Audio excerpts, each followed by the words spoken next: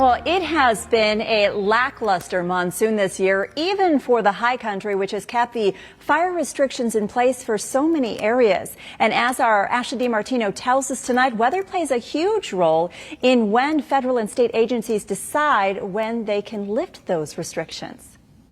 If you take a look at the acreage burned in Arizona in 2018 and 2019 combined, it is less, way less than what we've burned so far this year. With Arizona's weather pattern remaining hot and dry, we continue to have the potential for more wildfires.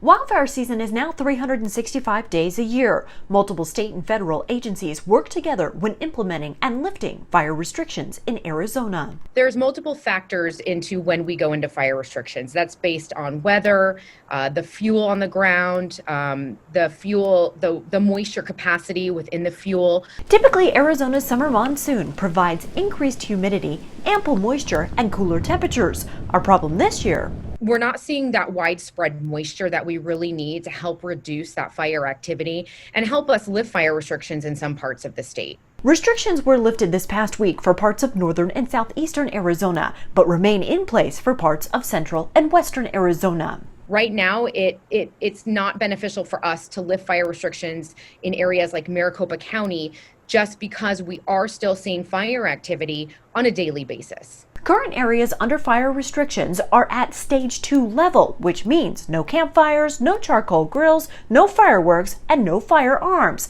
The agencies also have to consider making sure that we have enough resources to put out those fires is also a critical component when determining when to lift. Even though restrictions have been lifted, you still have to be careful. Make sure you put out your campfires completely.